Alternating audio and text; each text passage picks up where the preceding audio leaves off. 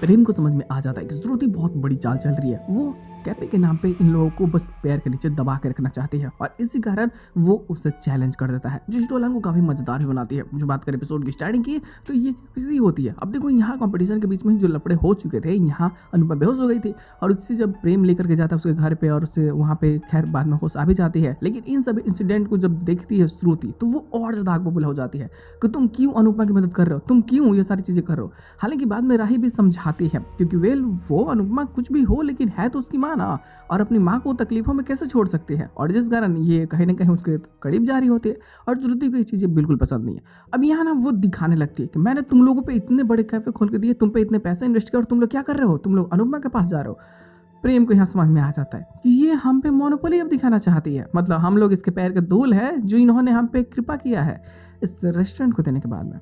वो यहाँ साफ बात बोलता है कि जैसे कंपटीशन में जीतूंगा, मैं सबसे पहले पैसे आप ही को दूंगा और उस रेस्टोरेंट में पूरी तरीके से मेरा अब हक होगा। अब श्रुति को लगता है कि नहीं, अगर ऐसा हो गया, अगर सब कुछ उसके हाथ चला गया और अगर ये जीत गया तो फिर तो मैं तो यहाँ से चली जाऊँगी, फिर तो मैं तो कभी अपने बेटी के पास रह ही नहीं पाऊंगी। तो ये फैसला करती है। अब तुम्हें समझ आए ना आए, फिर तुम सोचते भी होगे इस चीज़ के बारे में कि कंपटीशन बाद में इसको हराने के पीछे किसका हाथ हो सकता है। सोचो जरा, अगर प्रेम कंपटीशन जीतता है तो श्रुति को राही से दूर होना होगा, लेकिन अगर वो कंपटीशन हार जाता है तो ये एक बहुत अच्छा मौका श्रुति के लिए है कि वो अपनी बेटी से कभी दूर ही नहीं हो पाएगी। और यही कारण होता है कि ये यहाँ से चाल चलने लगती है। लेकिन अनुपमा के घर में भी लड़ाई क्रिएट हो चुके हैं, क्योंकि प्रेरणा जो खुद को और ज़्यादा सुपीरियर समझने के चक्कर में सभी का इंसल्ट करने लगती है, तो माही अब अपनी टीम से पीछे हट जाती है। और क्योंकि घर के काफ़ी सारे एक वर्ग होता है जो प्रेरणा को पसंद नहीं करता है, क्योंकि उसकी बातें बहुत अजीब हो जाती है। वो हर चीज़ में ऐसे दिखाने लगती है जैसे कि तुम लोग कारण कंपटीशन हारने वाले थे, ये हो गया वो हो गया, मतलब सही चीज़ों पे काम करके छोड़ बाकी सारी चीज़ों को ये बोल के टोंट मार के सही करना चाहते। लेकिन वैसे नहीं होता ना, तो प्रैक्टिकली उन सभी चीज़ों पर काम करना पड़ता है और ये चीज़ें समझ में नहीं आती।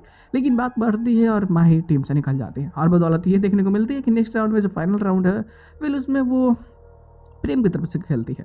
और यही कारण होता है कि जहाँ एक तरफ इनको लगता है कि अब ये लोग हारेंगे, वहीं दूसरी तरफ श्रुति भी प्रेम को हराने की पूरी प्लानिंग बना लेती है। अब देखना मजेदार होगा कि ये क्या बवाल होते हैं, क्योंकि एक तरफ जो माही चाहेगी कि प्रेम की टीम जीता है, वहीं श्रुति चाहती है कि नहीं वो टीम हार जाए।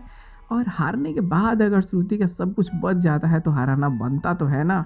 देखना मजेदार होगा कि ये कैसे पीठ में चूरा घोंपती है प्रेम की, और वैसे भी अपना मन करके क्या नए प्रॉम्प्ट्स क्रिएट करती है ग्रुप, जो चीज़ें होगी बेहतरीन होगी, बवाल भी होने वाली है। देखते लोग आने वाले प्लॉट्स में और क्या चीज़ें हो सकती है।